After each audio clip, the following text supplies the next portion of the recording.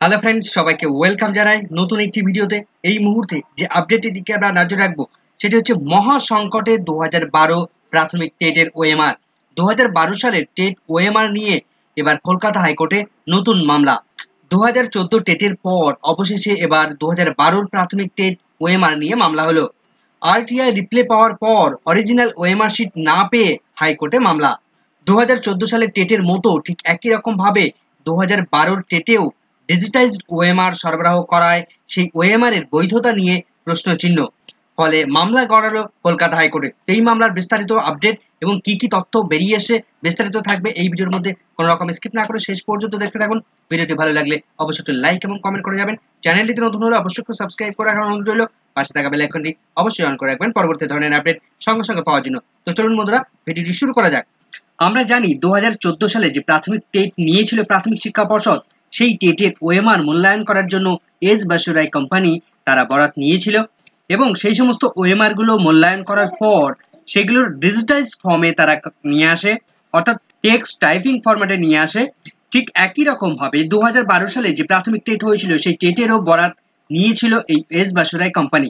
অর্থাৎ এই টেটের মূল্যায়নের জন্য 2012 সালের এই টেটের মূল্যায়নের জন্য এই এস বাসুরাই কোম্পানি তারা বরাত নিয়েছিল এবং ঠিক একই রকম ভাবে সমস্ত ডেটাকে তারা ডিজিটাইজ ফর্মে এনে এই টাইপিং ফরম্যাটে নিয়ে এসে তারা তথ্য সংরক্ষণ করে রেখেছে। তাদের কাছে এই মুহূর্তে কোনো রকম ভাবে অরিজিনাল ওএমআর শিট নেই। তো 2012 সালে টেট পরীক্ষায় অংশগ্রহণকারী এবং নিয়োগ প্রসেসে অংশগ্রহণকারী এমন একজন ক্যান্ডিডেট, তিনি আরটিআই করার মধ্য দিয়ে তার অরিজিনাল ওএমআর শিট তিনি চেয়েছিলেন, কিন্তু প্রাথমিক শিক্ষা পর্ষদ তারা প্রোভাইড করেছে ডিজিটাইজ ওএমআর শিট।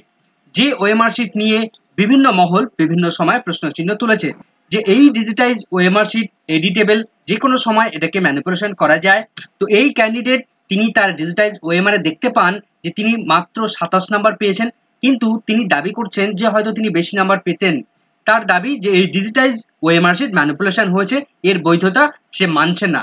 তো এর ফলেই তিনি মামলা করেছেন কলকাতা হাইকোর্টে এবং এই মুহূর্তে এই সংক্রান্ত যে সমস্ত তথ্যগুলো প্রকাশ্যে বেরিয়ে এলো সেগুলো সরাসরি আপনাদের দেখাবো।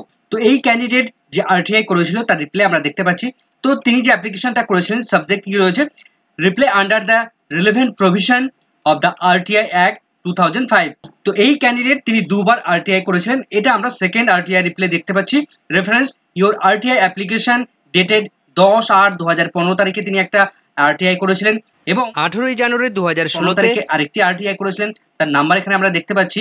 তো তিনি secretary west Bengal school education department copy to the receive at our end on 12/2/2016 তারিখে আরটিআইটা তারা রিপ্লাই দিচ্ছে।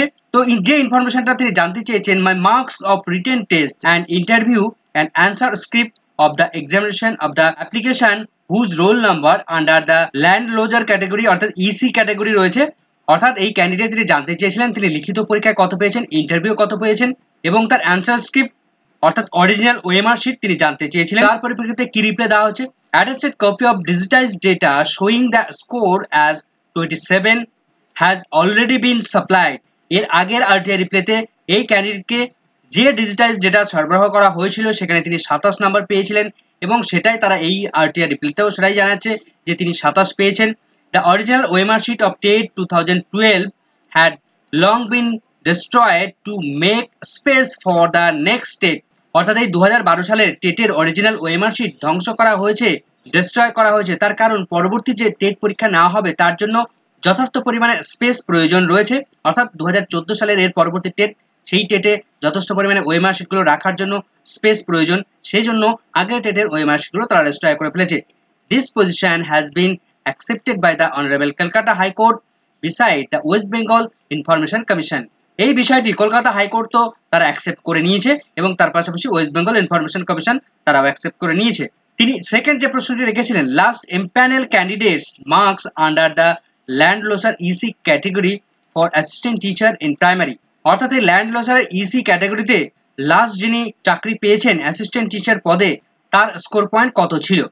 The marks obtain by the last empanel candidate is 36.96, 36.96। This include the TET marks. এখানে কি কি রয়েছে, টেট মার্কস রয়েছে, একাডেমিক স্কোর রয়েছে, তিনি একাডেমিকে কত পেয়েছিলেন, marks of viva voce, interview তিনি কত পেয়েছেন, marks for extra curriculum activities, extra কারিকুলামে কত পেয়েছিলেন, সমস্ত ডিটেলসটা একসঙ্গে কনক্লুড করে 36.96 লাস্ট ক্যান্ডিডেটের মার্কস তিনি জানাচ্ছেন। And all empanel candidates are under unreserved category in the district of Murshidabad.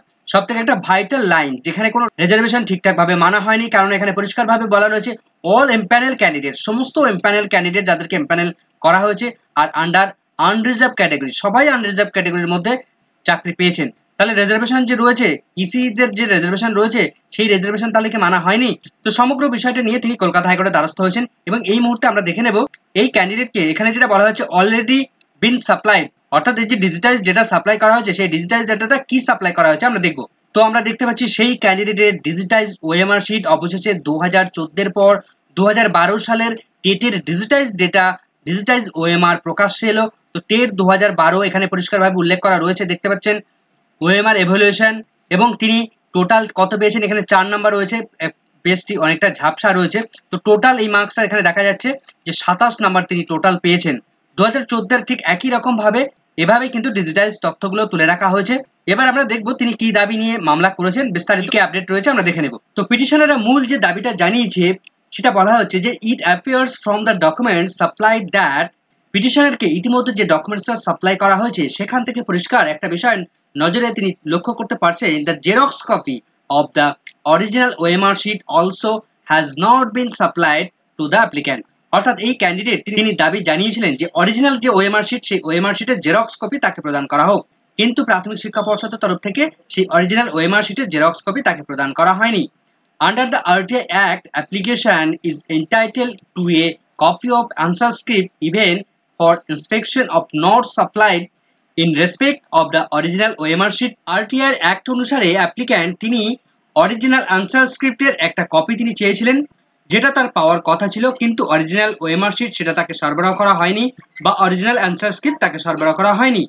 But in the instant case some digital printed, কিন্তু এই ক্যান্ডিডেটকে সাম কিছু ডিজিটাল প্রিন্টেড কপি তাকে সরবরাহ করা হয়েছে, যেটার ক্রেডিবিলিটি, যেটার কোনো জেনুইননেস, যেটার কোনো ভ্যালিডিটি একদমই নেই, যেটার কোনো বিশ্বাসযোগ্যতা নেই, যে একটা টাইপিং ফরম্যাটটা যে কোনো সময় ম্যানিপুলেশন করা সম্ভব, এডিট করা সম্ভব, সেই তথ্যের ভ্যালিডিটি কিভাবে থাকবে এ নিয়ে প্রশ্নচিহ্ন উঠেছে।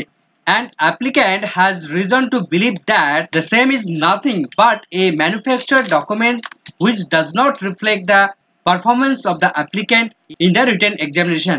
আবেদনকারী তিনি বিলিভ করছেন, বিশ্বাস করছেন যে তথ্যটা তাকে সরবরাহ করা হয়েছে সেটা সম্পূর্ণভাবে হাতে তৈরি ম্যানুফ্যাকচার্ড একটা ডকুমেন্টস, যে তথ্যটা ওই ক্যান্ডিডেটের রিটেন এক্সামিনেশনের কোনো তথ্যই সেখানে রিফ্লেক্ট করে না, তার পারফরমেন্স কেমন ছিল সেটা সেখানে রিফ্লেক্ট হয় না। অর্থাৎ তিনি যে অ্যান্সার করেছিলেন সেই অ্যান্সারের সঙ্গে এই যে ডিজিটাইজ ফর্ম বা ডিজিটাইজ ওএমআর শিট সরবরাহ করা হয়েছে, দুটোর মধ্যে কোথাও মিল নেই। তার ফলে তিনি কিন্তু ওই কলকাতা হাইকোর্টের দ্বারস্থ হয়েছেন এবং এই মামলাটি কিন্তু কলকাতা হাইকোর্ট অ্যাকসেপ্ট করেছে। আমরা জানি ইতিমধ্যে এর পূর্বে মাননীয় বিচারপতি, প্রাক্তন বিচারপতি অভিজিৎ গঙ্গোপাধ্যায় তিনি কিন্তু 2012 সালের এই যে টেট, সেই টেট সংক্রান্ত বিভিন্ন সময় বিভিন্ন মামলা কলকাতা হাইকোর্টে গেলেও তিনি কিন্তু সেই মামলাগুলো অ্যাকসেপ্ট করেননি, কিন্তু আজকের এই মামলাটি কলকাতা হাইকোর্ট কিন্তু অ্যাকসেপ্ট করলো। ফলে এই মামলার ডেপথে কিন্তু কলকাতা হাইকোর্ট ঢুকতে চলেছে এবং পরবর্তীতে কোন দিকে এগোয় সেদিকে আমাদের নজর থাকবে। আপাতত এই ভিডিওটি ভালো লাগলে অবশ্যই একটু লাইক এবং কমেন্ট করে যাবেন। চ্যানেলটিতে নতুন হলে অবশ্যই একটু সাবস্ক্রাইব করে রাখার অনুরোধ রইল। পাশে থাকা বেল আইকনটি অবশ্যই অন করে রাখবেন পরবর্তী ধরনের আপডেট সঙ্গে সঙ্গে পাওয়ার জন্য। সকলকে ধন্যবাদ।